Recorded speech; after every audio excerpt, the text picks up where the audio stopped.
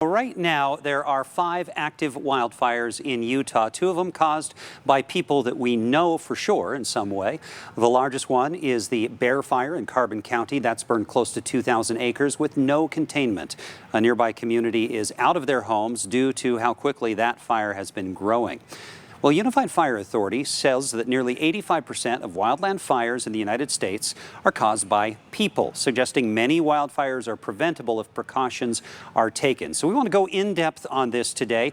Joined live via Zoom by Matthew McFarland with the Unified Fire Authority. Hey, thanks so much for joining us. You know, I want to start by this. When we talk about human-caused fires, you know, the first thought is Smokey the Bear campfires, but that's just a part of it, right? There are a lot of things that we do we don't even think about as potential fire starters. Yeah, absolutely. There's a lot of sources out there. Smokey had it right. We do want to make sure our campfires are extinguished, but there's a lot more ways to mitigate it. As you said, 80 to 90% of all wildfires are human caused and accidental in nature. So this is really a preventable thing. And we're getting into the season here in Utah where it's a real concern. For 3 months now, even, we've already been seeing field fires in areas of Salt Lake Valley. And so it's something we're thinking about constantly. One of the biggest risk factors is coming up, and for us, that's fireworks. You know, some stores are already selling fireworks. You'll start to see those stands pop up soon. Something I want the public to be aware of is that just because you can buy fireworks, it doesn't mean you can use them. It's really important that you know that you get 2 days before the 4th, 2 days after the 4th, and same with the 24th. It's just 2 singular 5-day windows where it's legal to use, even though you're buying them. Mm-hmm. And with that consideration, you might not be able to use them where you live, even in the Central Valley's areas. So you have to know your regional and your city's allowances. A lot of cities have said it's not worth the risk. For Salt Lake County, you can go to unifiedfire.org and see an interactive map that allows you to zoom directly into your very street. There's pockets of vulnerability all throughout the valley where communities and fire marshals have deemed it unsafe for that reason. So that's just speaking to fireworks, but that's what's on our mind coming up. We do see a lot of fires corresponding with that. Some of the folks watching right now, they live in areas that have that what you guys call the urban wildland interface, right? And an area where a wildfire could get to their home or their valuable property, or maybe they have a cabin up somewhere that could be threatened. So talk about defensible space.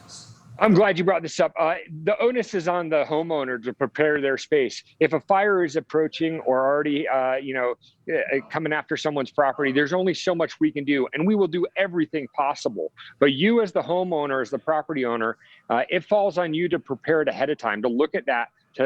Just a quick search of defensible space will show you basic tactics. We want 30 to 60 feet of fuel cleared away from the structure, no firewood underneath the decks, shake shingles are out, and then cleaning up general yard litter, duff, and organic debris. And by having that space, it's going to make it easier for us to do our job. On a large-scale incident, when there's multiple structures threatened, we have what's called a structural triage process that we go through, and we're trained on that. But we have to come in and very quickly look at structures and decide, can we defend this with the tactics that we have available and with the assets we have available? Has the homeowner already done enough to protect it? That minimal effort could help us. And if they haven't, we're going to have to write that structure off. So it's really important that the homeowner is proactive in that approach. When you guys were preparing for this fire season, what's the communication that's been coming down about concern about dry fuel this year? So we are in a prolonged drought. We are in a water shortage. Wildfires typically aren't fought predominantly with water anyways. And now that we're at a shortage of that, it's harder for us to fight fires. But more importantly, the fire danger goes up because everything's drier. It's more prone to combustion. So this is going to be a prone year, and people need to be aware of that. Maybe this is the year to go that extra step with your property, to do the research, to Google or search out defensible space and really look at your property and your assets and think about what could be at risk.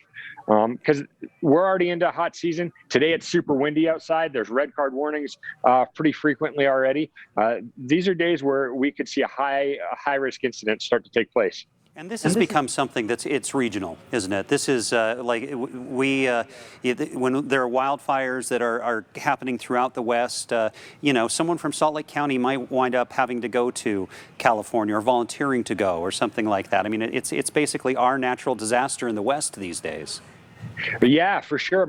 Last year I spent 5 weeks in California and Oregon on deployments for wildfires, and it's not just Salt Lake County. It's just not Utah. It's all throughout the West. Wildfire is driven by three prime factors. It's fuel, weather, and topography. And here in the Intermountain West, the fuels are getting drier. The weather during the summer, it tends to be dry, but we get high winds. So it's that wind-driven fire, which is especially dangerous. And then topography, we have a lot of rolling hills. We have mountains. We have a lot that supports fire growth. And that's a dangerous combination. I really appreciate you taking the time and all of our firefighters around here. We have to not just be thinking about saving our homes, but when we do these things, we're also preserving that resource of you guys and gals who are fighting these things. So thank you so much for taking some time. Taking the time. I appreciate you having us.